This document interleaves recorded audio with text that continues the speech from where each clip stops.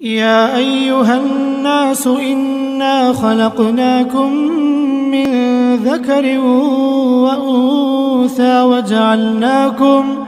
وجعلناكم شعوبا وقبائل لتعارفوا إن أكرمكم عند الله أتقاكم إن الله عليم خبير.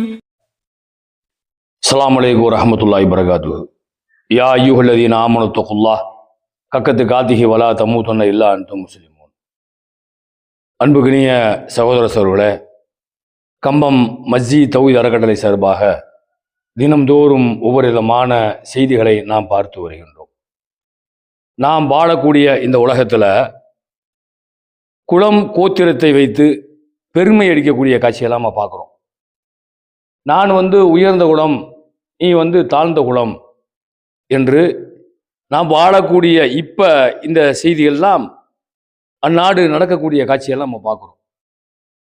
இந்த குலப்பெருமையை வேறு இருத்த இஸ்லாம், அல்லாஹ்வுடைய தூதர் நபிகள் நாயகம் ஸல்லல்லாஹு அலைஹி வஸல்லம் காலத்தில் குலப்பெருமை எந்த அளவுக்கு இருந்துச்சு அப்படின்னா, குறைசிகளாக இருக்கக்கூடிய நாங்கள் தான் உயர்ந்தவர்கள், மற்றவர்கள் எல்லாம் தாழ்ந்தவர்கள் என்று குறைசி குலத்தை வைத்து பெருமை அடிக்கக்கூடியவர்களாக இருந்தாங்க.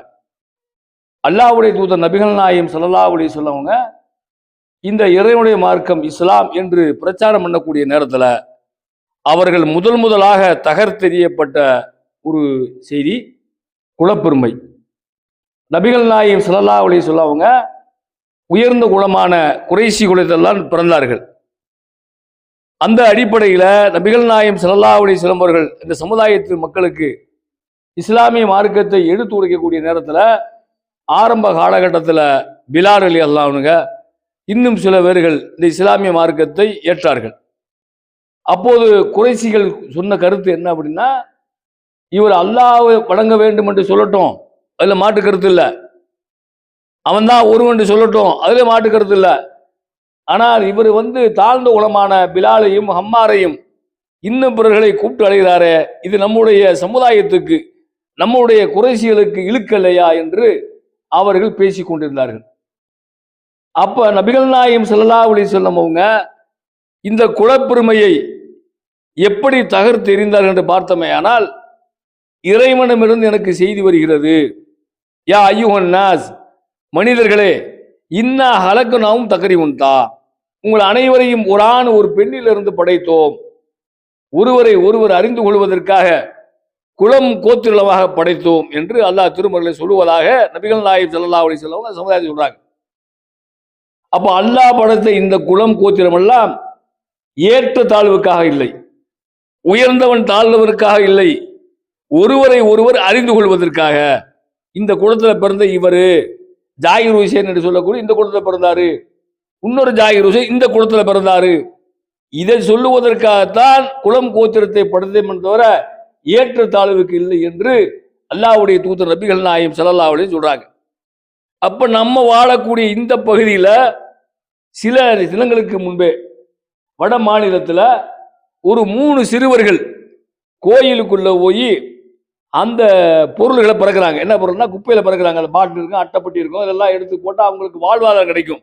இந்த அடிப்படையில் ஒரு 3 நபர்கள் கோயிலுக்குள்ள போய் அந்த பாட்டிலாம் பறக்கிறாங்க. இதை பார்த்து அங்க இருந்தவர்கள், நீ எப்படி கோயிலுக்குள்ள வரலாம் அப்படின்னு சொல்லி அந்த 3 பேரை கட்டி வைத்து அடிக்கக்கூடிய காட்சியெல்லாம் சமூகத்தில் பார்த்தோம் நம்ம. அப்ப குலம் கோத்திரத்தை வைத்து ஒருவரை ஒருவர் அடித்து சாகடிக்கக்கூடிய காட்சியை நம்ம பார்க்கிறோம். ஒருத்தர் இருக்கிறாரு, அவர் குளிக்கிறாரு, நல்ல புது ஆடை அணிகிறாரு, அவர் என்ன செய்யறாரு, கோயிலுக்குள்ள போறாரு. இன்னொரு சமூகத்தை சேர்ந்தவர் அவரும் குடிக்கிறாரு, புது ஆடையெல்லாம் உடுத்துறாரு, அவர் போனா அவர் மறுக்கப்படுது. காரணம், நீ இந்த குலத்துல பிறந்தவன், நாங்க உயர் குலத்துல பிறந்தவன் அப்படி சொல்லக்கூடிய செய்தியெல்லாம் பார்க்கிறோம். இன்னைக்கு குலப்பெருமையினால, கோத்திர பெருமையினால கலவரங்கள் நடக்கக்கூடிய காட்சியை நம்ம பார்க்கிறோம். இப்ப நபிகள் நாயகம் ஸல்லல்லாஹு அலைஹி வஸல்லம் அவங்க உருவாக்கிய சமுதாயம் அல்லாஹ்வை தவிர வேறு யாரும் இல்லை என்று சொன்ன மாத்திரத்துல அதுக்கு அடுத்தபடியாக அவர் எடுத்த நடவடிக்கை ஏற்ற தாழ்வு இல்லை, மனிதன் மனிதனாக வாழ வேண்டும், எல்லாரும் சமம் என்று நபிகள் நாயகம் ஸல்லல்லாஹு அலைஹி வஸல்லம் போதிச்ச காரணத்தினால தான் இன்னைக்கு உலகத்துல எல்லா பகுதிகளிலும் இஸ்லாம் பல்கி பெருகி செய்யக்கூடிய காட்சியெல்லாம் பார்க்கிறோம். ஆக அன்புக்குரிய சகோதர சகோதரர்களே, குலப்பெருமையை வேறறுத்து எல்லாரும் சமமாக வாழக்கூடிய சமுதாயமாக அல்லாஹு ஸல்லல்லாஹு அலைஹி தஆலா உங்களை என்னை ஆக்கி வந்து கூறி என் உரையை நிறைவு செய்கிறேன். வாஹிர தவானா அல்ஹம்துலில்லாஹி ரப்பில் ஆலமீன். அஸ்ஸலாமு அலைக்கும் வரஹ்மத்துல்லாஹி வபரகாத்துஹு.